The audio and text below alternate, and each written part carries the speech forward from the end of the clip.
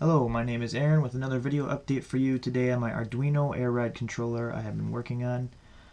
If this is the first video you are viewing on this project, I encourage you to stop watching and click the link in the description below. This will bring you to the first video on this project, which will give you more of a grasp on the basics and how exactly this controller works so far. With that said, the new feature I had to show you today that I recently got implemented and debugged is auto inflate and deflate speeds.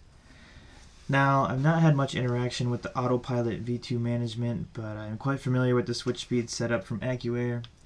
With the AccuAir management, you get 3 speeds for airing up and airing down, with of course the slower speeds being used for precise height and level managing.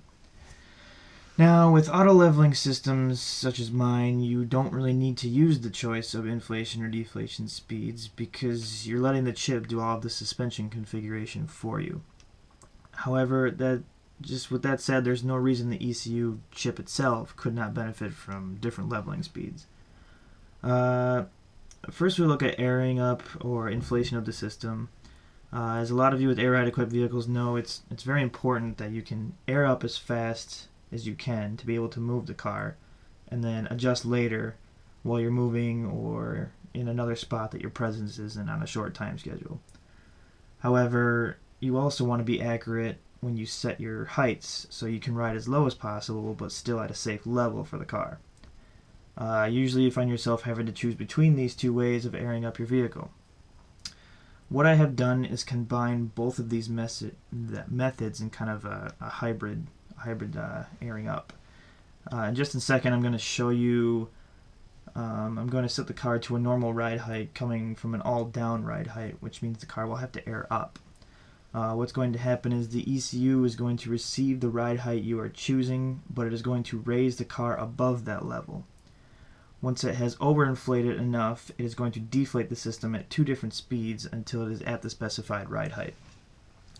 What this does is it gives you more of a precise setting when you're actually letting the system level the car and put it at the height it's supposed to be at.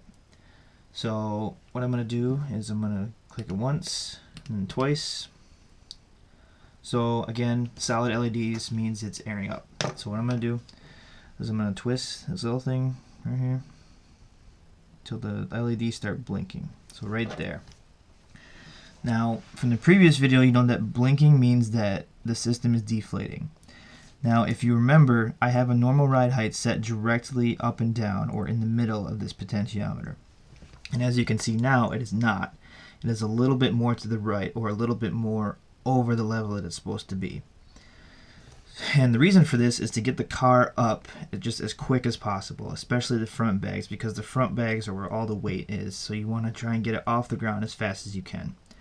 Now the bags are, with this fast blinking of the LEDs, this signifies that the system is airing down as fast as it can. So it's got the valves just staying open.